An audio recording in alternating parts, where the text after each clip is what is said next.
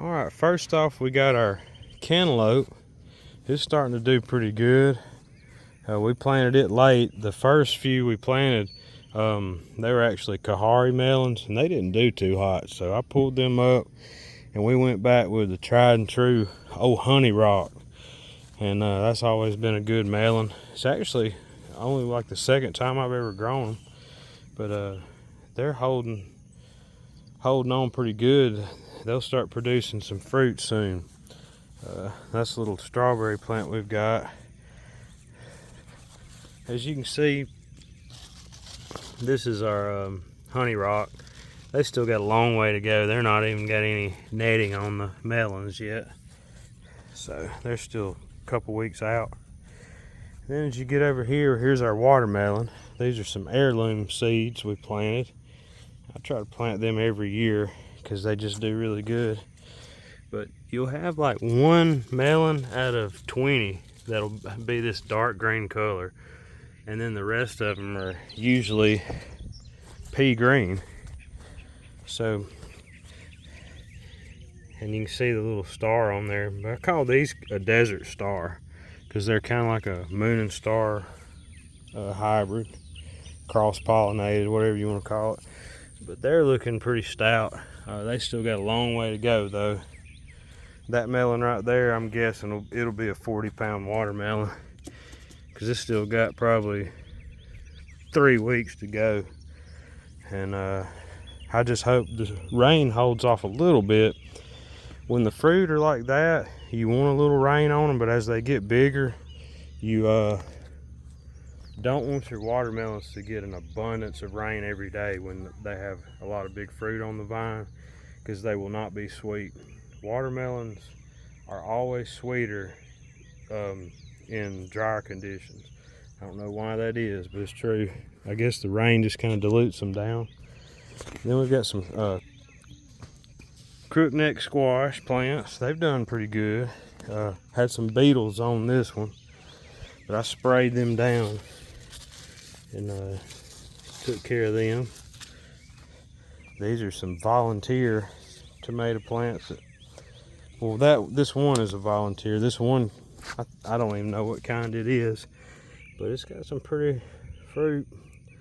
But who knows what strain, what variety. We got jalapeno peppers. And that one looks good enough to eat right there. I'm gonna go ahead and pick it off. Got 3 jalapeno plants. You know, I like that little bit hot stuff. These are bread and salt tomatoes. They're heirloom from Russia. Russian descent, I believe. First year growing them, so we're gonna see how they do. Heirlooms are always a little tricky, but we've got them trellised up and just trying to baby them along. All right, these are really interesting. These are Cherokee Trail of Tears pole beans, and they're already, you can see they're already running pretty high. But these are kind of a rare seed.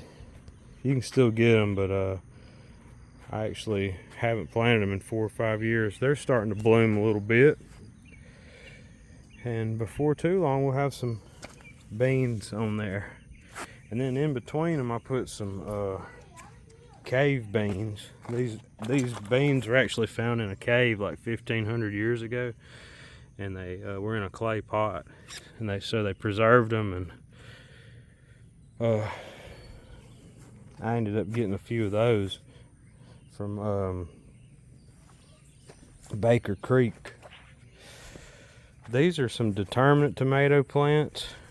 They've really shown out, but we're just trying to let these ripen on up a little bit more.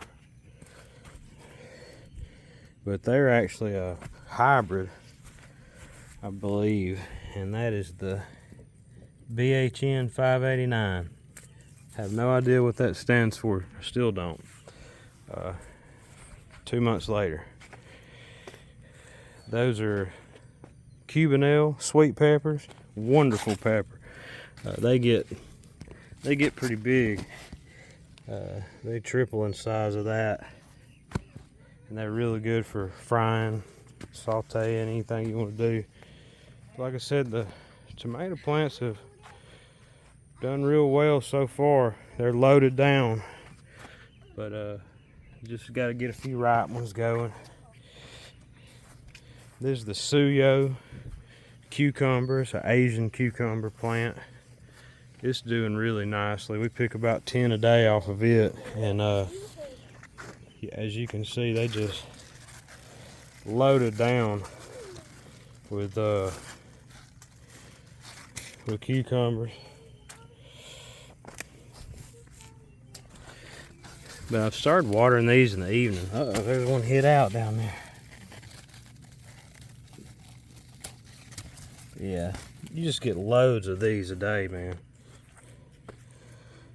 I could have probably got by with one plant, but I put 3, and we just had an abundance of cucumbers. We've been making pickles and everything else.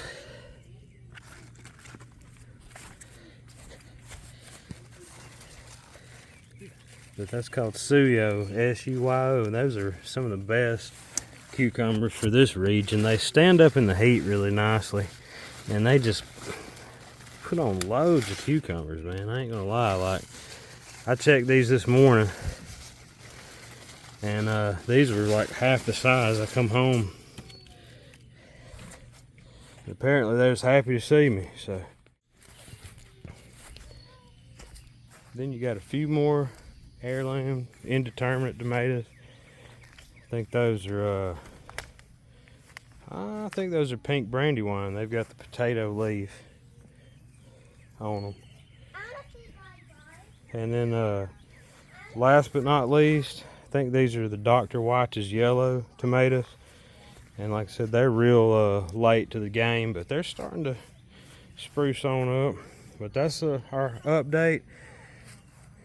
Right here in July is the time where it starts getting really hot. You start getting in from work, you don't want to mess with the garden, or you get up early and don't feel like picking, but that's when you have to do it. These days when it's the hottest is when you got to push it the most. And a little garden like this ain't too bad for me, but I just can't imagine how back in the day people had to really to survive off this stuff. But it's kind of more a hobby to me, but we do love cooking and eating and canning. So, but I hope everybody's having a great day, and I got an announcement I'm gonna make a little bit later. I'm gonna be doing a couple of giveaways later on this month.